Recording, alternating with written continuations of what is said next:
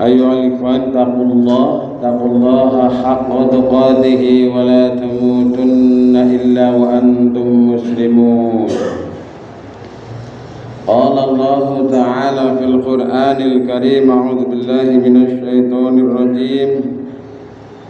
خذ من أموالهم صدقة تطهرهم وتزكيهم بها وصل عليهم inna salataka sakanun lahum wallahu sami'un alim. Sadaqallahu azim. Amma ba'du. Pertama tentunya kita bersyukur pada Allah Subhanahu wa taala dengan syukur yang sebenar-benarnya, dimulai dari hati, dengan lisan, dengan perbuatan, dan dengan harta kita. Itulah syukur yang sejati. Termasuk diantaranya kita menunaikan sholat Jumat hari ini adalah cermin rasa syukur kita pada Allah Subhanahu wa taala. Kalau kita mungkin sedang berbaring di rumah sakit, mungkin kita tidak bisa ke sini. Tapi kita sehat, maka kita bersyukur memenuhi panggilan Allah, berangkat tanpa mikir, sudah otomatis taat kepada Allah. Inilah bukti syukur pada Allah. Kemudian kita juga mari berusaha untuk meraih takwa, apalagi di bulan Ramadan ini. Rugilah kalau kita tidak berada di rel takwa itu.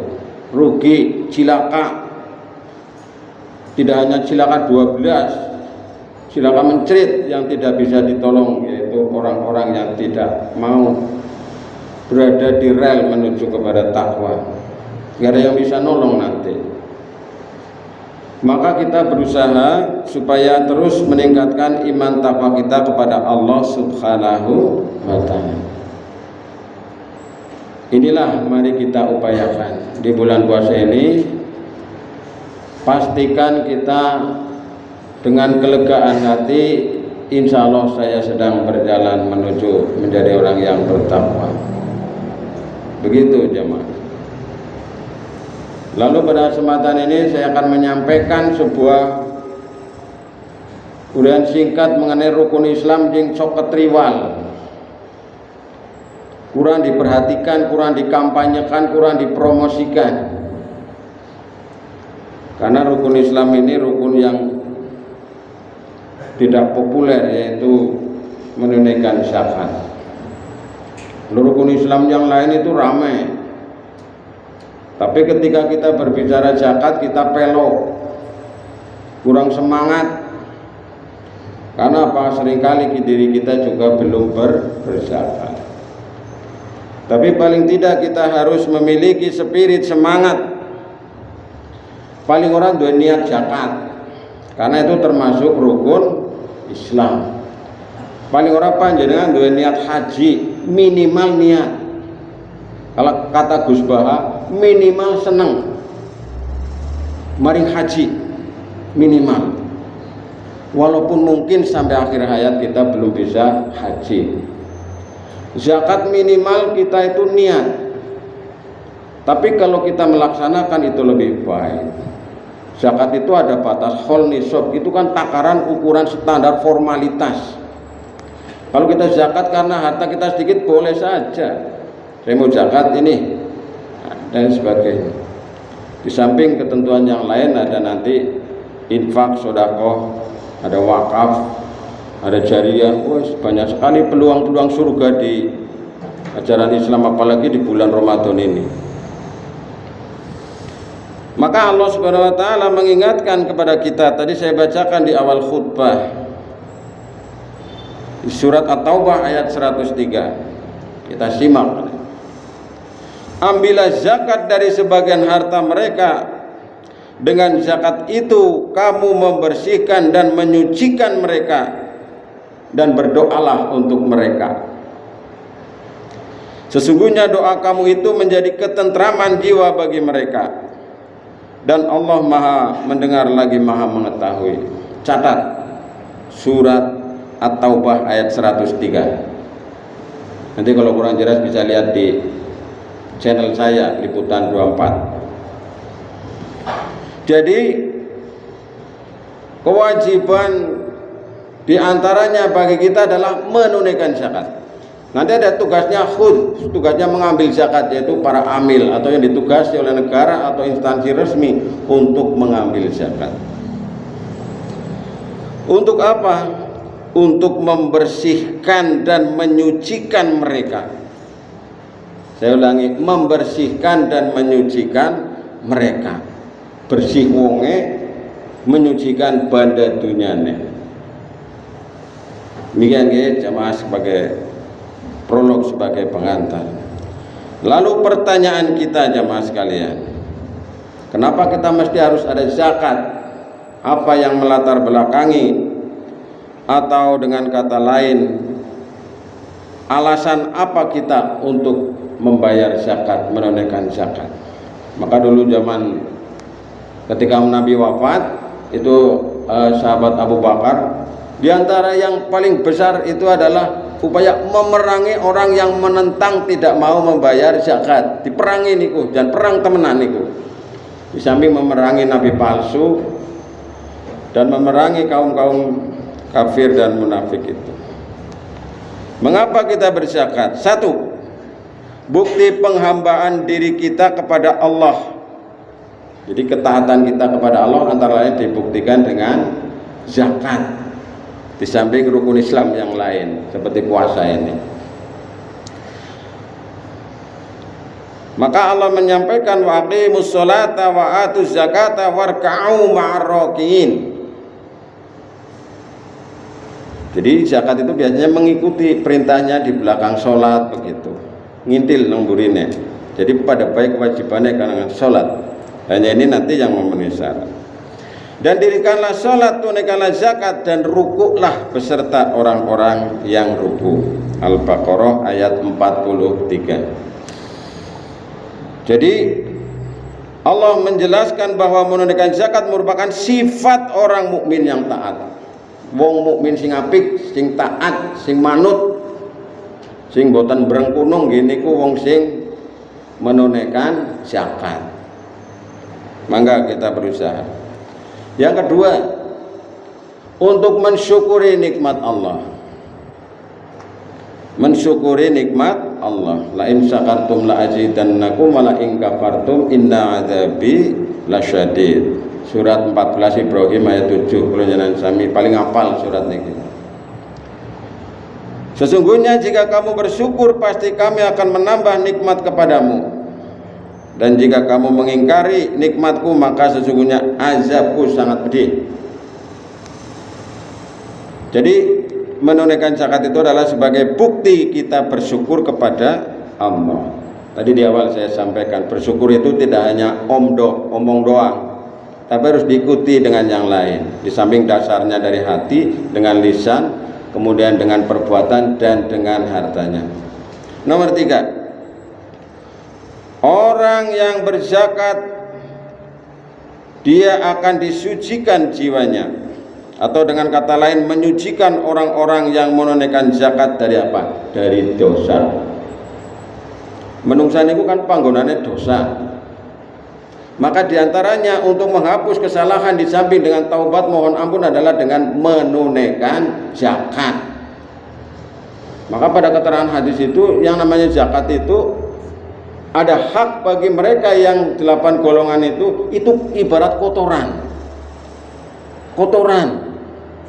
Jadi kotoran itu kalau dimakan itu bikin gak enak badan, baik secara jasmani maupun rohani. Maka menyucikan orang yang menunaikan zakat dari dosanya. Sebagaimana tadi pesan Allah dalam surat At-Taubah ayat 103 yang sudah saya sampaikan tadi.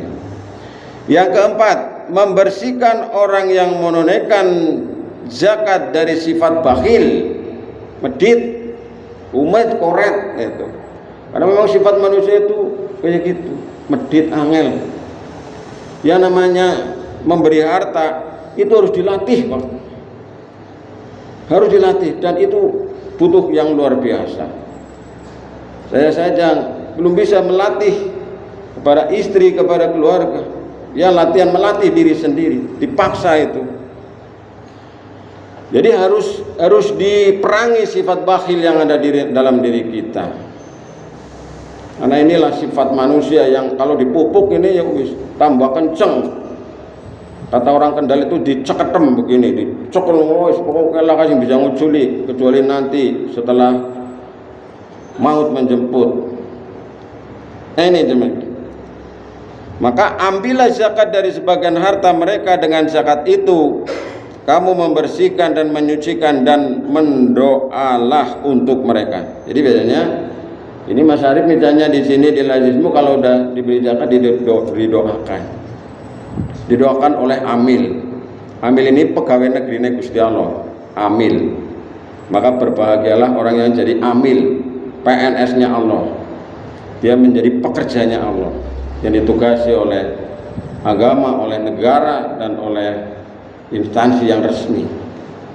Yang mestinya semua uang itu harus masuk lazis, lembaga resmi itu. Tarikan-tarikan yang ada di musola, masjid itu mestinya harus masuk dalam akuntansi yang bisa dipertanggungjawabkan.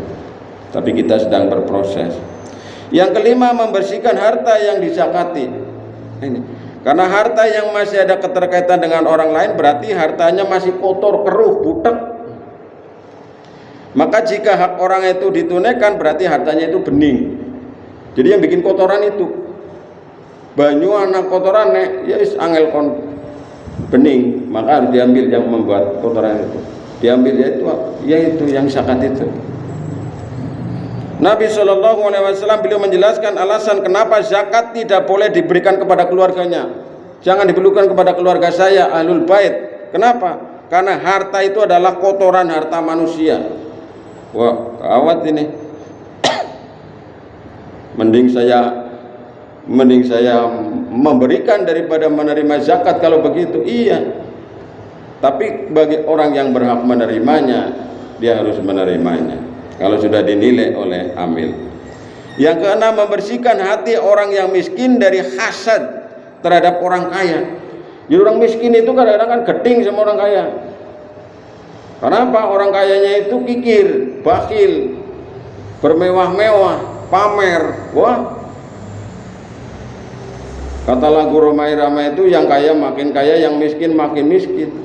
Yang kaya makin gembira, yang miskin makin sengsara. Karena tidak ada jembatannya. Jembatannya apa? Zakat itu diantaranya. Maka jamaah sekalian, berbahagialah orang yang berzakat, ya, memberikan jembatan antara orang yang kaya dengan yang miskin, aghnia dengan fuqara wal masakin dan lain sebagainya. Maka dalam surat Al-Baqarah 261 Allah menyampaikan perumpamaan nafkah yang diberikan oleh orang-orang yang menafkahkan hartanya di jalan Allah adalah serupa dengan sebulir benih yang menumbuhkan 7 bulir. Pada tiap-tiap bulir 100 biji. Allah melipat gandakan ganjaran bagi siapa yang dia kendaki, dan Allah maha luas karunia-Nya lagi maha mengetahui. Wah, luar biasa ini. Jadi perumpamaan nafkah yang dikeluarkan oleh orang yang menafkahkan hartanya di jalan Allah itu seperti sebulir benih yang menumbuhkan 7 di siji jadi tukul pitu. Nah, tiap dari masing-masing satu yang 7 itu dia akan tumbuh 100 biji.